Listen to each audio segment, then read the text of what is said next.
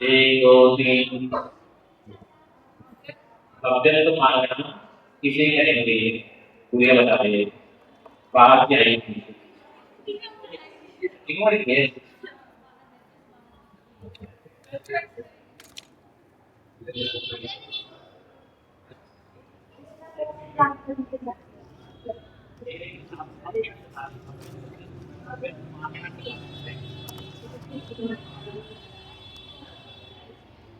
ये गुड़िया ने भव्य मार्गण भव्य की बात बताई है, अभ्यस्त मार्गण की बात हो रही है। और कौन बताएगा? चलो फिर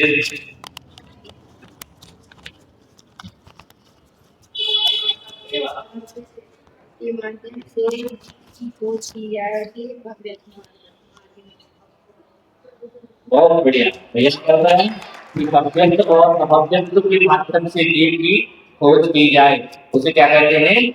भव्य मार्गण कहते हैं। बहुत बढ़िया।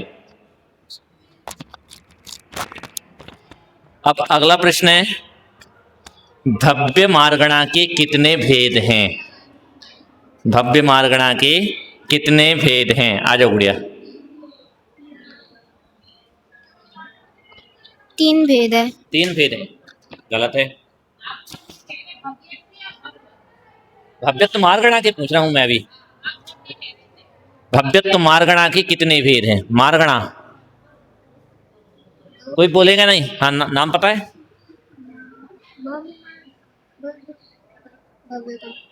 भव्य की बता। नहीं नहीं नहीं, अभी पहले बात हो रही है भव्यत्व मार्गणा के भेद। आ रहा है? नहीं आ रहा है? किसको आ रहा है? आ जाओ, सुनेंगे सभी बच्चे, बैठ जाओ आप।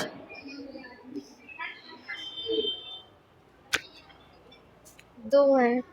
दो नाम बोलो। नाम नहीं पता। हाँ नाम तो चाहिए। नाम कौन बताएगा? आ जाओ।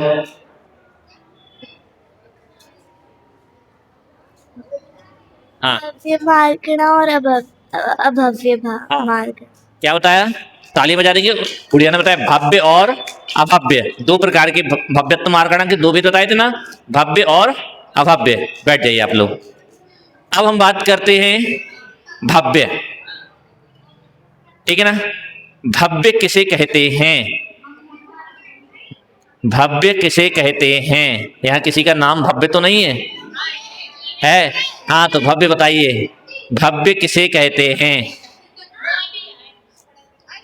अच्छा, बच्चों में कौन बताएगा? आ जाओ। ये हमारा रिवीजन चल रहा है ना।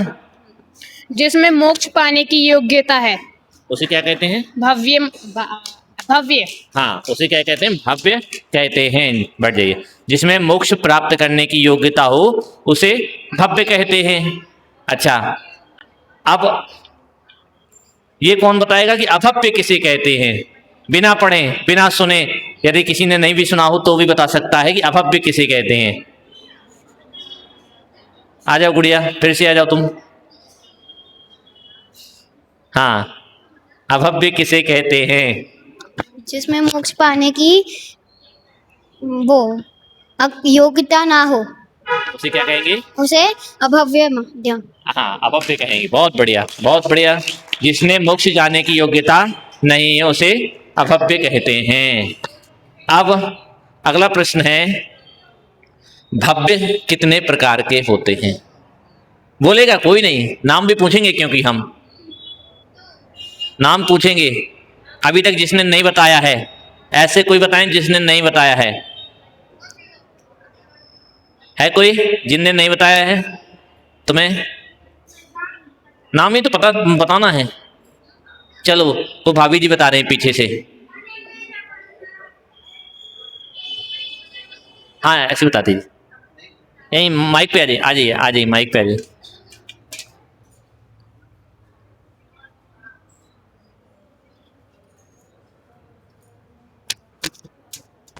भव्य 3 प्रकार के होते हैं, आसन भव, दूर भव और दूरानुदूर भव।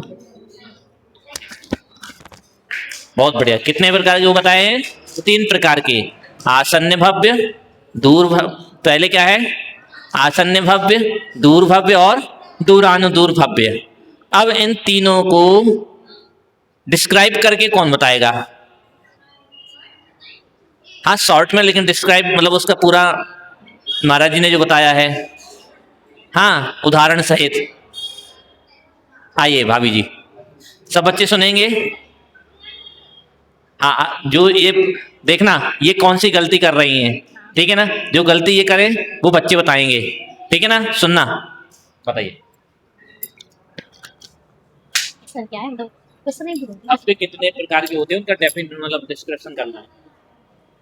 अब हाँ यही तो जैसे महाराज जी ने बोला था आपने तो शादीशुदा स्त्री। अब वो बोलो। हाँ यही तो बोलना, ऐसे ही बोलेंगे हम। हमें वैसे भव्य तीन प्रकार के होते हैं। जैसे विवाहित स्त्री जिसका पति होता है उसमें पुत्र उत्पन्न करने की शक्ति होती है।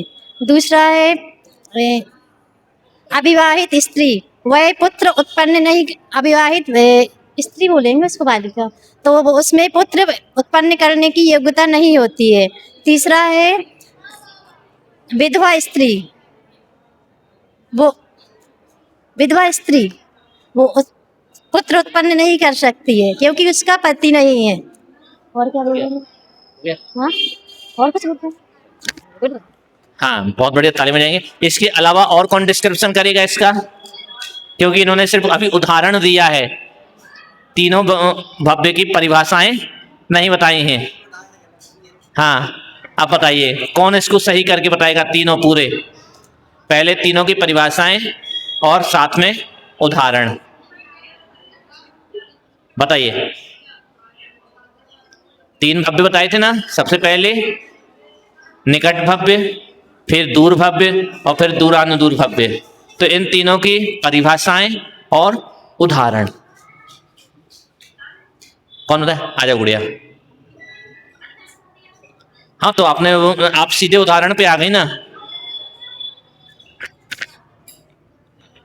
भव्य के तीन भेद होते हैं। पहला होता है आसन्न भव, जिसमें मोक्ष को प्राप्त करने की योग्यता होती है और वो कुछ समय बाद ही मोक्ष को प्राप्त कर लेता है। इसका उदाहरण है विवाहित स्त्री, जिसके पास निमित्त भी होता है और योग्यता भी होती है।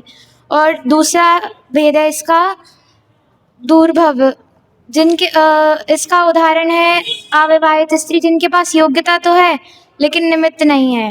मतलब कि उनके पास मोक्ष प्राप्त करने की योग्यता है लेकिन अभी वो मतलब उसके लिए बहुत समय है, तो उनके पास अभी निमित्त नहीं है।